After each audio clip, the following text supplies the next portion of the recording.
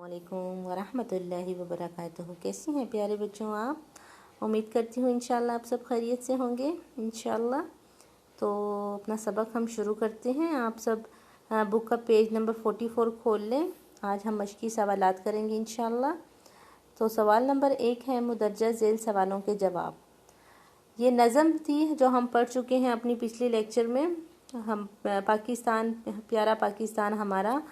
तो आज इसके हम सवालात के जवाब बात करेंगे इंशाल्लाह।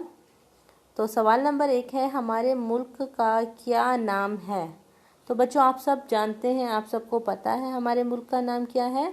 हमारे मुल्क का नाम पाकिस्तान है। और इसके कितने सूबे हैं? इसके 4 सूबे हैं। इसके 4 सूबे हैं। तो ये सिर्फ 2 क्वेश्चन थे, आपके सवाल थे आपके, जो आपने अभी करना है। इसको अच्छे से याद भी करना है। ज़रा देखें अब नीचे सवाल नंबर 2 की तरफ। मुश्किल अल्फाज को खुश ख़त लिखें, यानी कि इसको आपने अच्छी अच्छी राइटिंग में करके लिखना है, ठीक है। ये आपका होमवर्क होगा। अभी आपका क्लास वर्क में ये बुक पे आपने 2 वर्ड लिखने हैं, पाकिस्तान और 4। इसके अलावा आज हम एक छोटी सी एक्टिविटी करेंगे। ये देखें आप सब, ये है पाकिस्तान का झंडा, ठीक है। इसे आपने बनाना है, ठीक है। आप सब ने इसको बनाना है, पाकिस्तान के झंडे को अपनी कॉपी पे। आपने इसे अपनी उर्दू की कॉपी पे ही बनाना है, ठीक है। और उसमें कलर्स भी करने हैं। जबकि ये एक छोटी सी एक्टिविटी है आपकी उर्दू की, तो ये मैं थोड़ा सा इसको रीड कर देती हूँ और आपने इसको फिल करना है इसी तरह, ठीक है बेटा।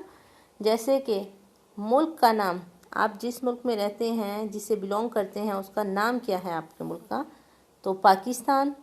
और उसके कितने सूबे हैं? जितने सूबे हैं आप लिखें।